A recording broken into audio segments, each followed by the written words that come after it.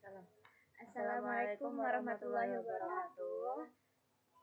Kami dari kelompok berapa? Kelompok 5. Akan mempresentasikan Al-Khawariqu Al-Adatu, mukjizat, karomah, dan istidraj dalam ilmu tasawuf. Nah, di sini perkenalkan, nama saya Aurelia. Saya Nina. Tasawuf sebagai rangka memahami Al-Khawariqu Al-Adatu. Tasawuf adalah disiplin ilmu Islam yang menekankan penyucian jiwa, tazkiyatun nafs, dan kedekatan batin kepada Allah SWT melalui perjalanan spiritual atau suluk. Dalam perspektif tasawuf, nilai suatu peristiwa tidak hanya diukur dari aspek lahiriahnya, tetapi dari dampak spiritualnya terhadap kondisi batin pelaku.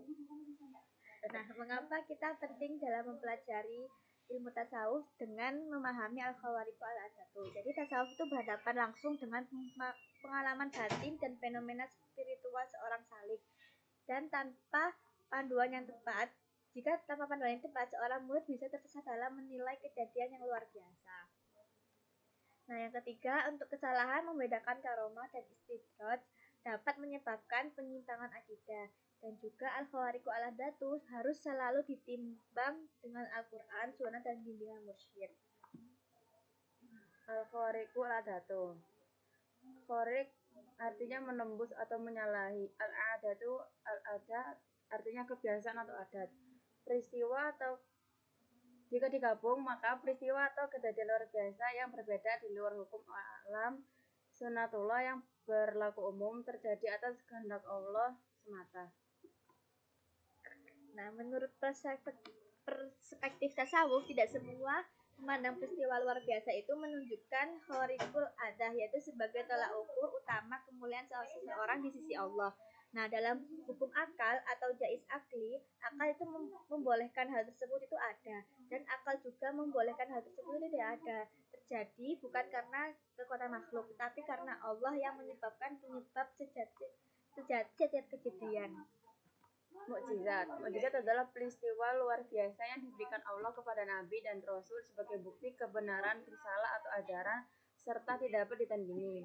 Buktinya mencakup kisah-kisah gaib yang akurat dalam Al-Quran, hadis atau sunnah sebagai penjelas, seperti halnya juga kejujuran dan akhlak mulia Nabi, serta dampak dakwah yang rahmatan lil alamin. Mukjizat menunjukkan kedudukan spiritual tertinggi para nabi. Fana'fillah. Tujuannya bukan untuk dikejar, tetapi menjadi inspirasi dalam mendekatkan diri kepada Allah.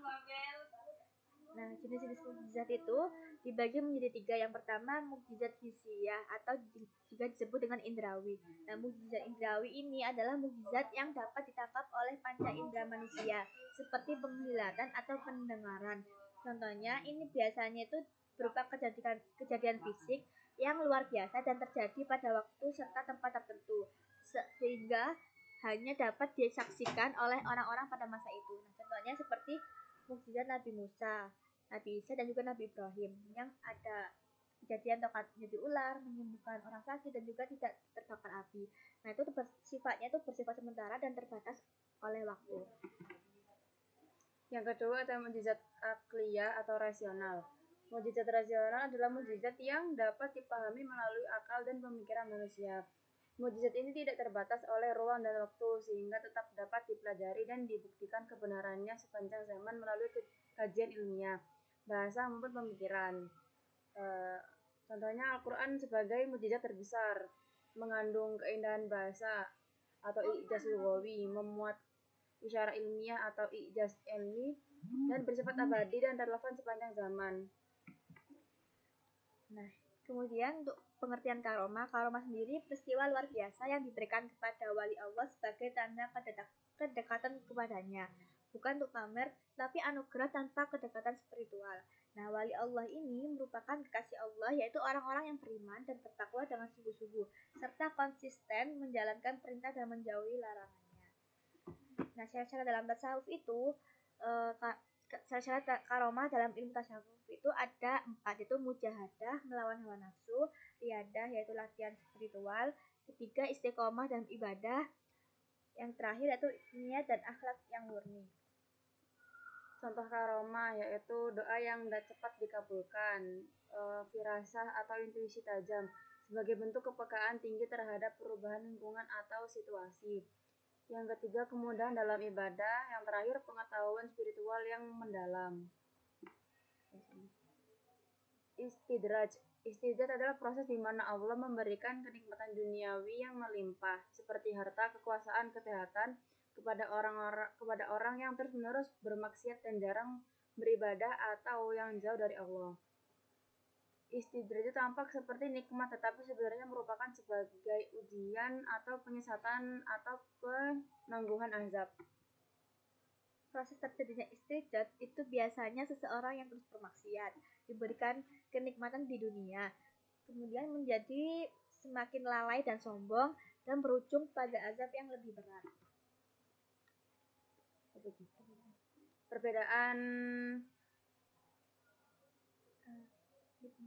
nikmat sama istidraj. Nikmat itu seperti hamba yang taat.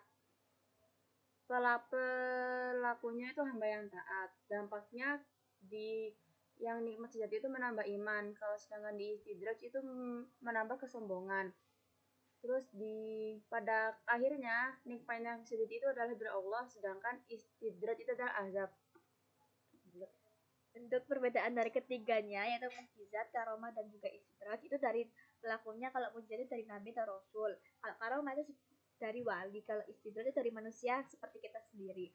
Nah, untuk aspek tujuannya itu mukjizat itu sebagai bukti kenabian, kalau karomah itu kemuliaan dari Allah, sedangkan istidraj itu sebagai ujian atau penyesatan. Untuk aspek dampaknya itu mukjizat itu sebagai menguatkan iman, karomah sebagai mendekatkan diri kepada Allah, dan juga istidraj sebagai menjauhkan diri dari Allah. Kemudian dari aspek sifat itu mukjizat itu tidak bisa ditiru, karomah tidak bisa ditampilkan, dan juga istidraj itu menipu. Kesimpulannya adalah ketiganya merupakan peristiwa luar biasa dari Allah, perlu dipahami agar tidak salah dalam menilai fenomena. Prinsip pertamanya adalah istiqomah lebih tinggi daripada 1000 karomah. Sekian presentasi dari kami berdua. Wassalamualaikum warahmatullahi wabarakatuh. Terima kasih. Ya udah.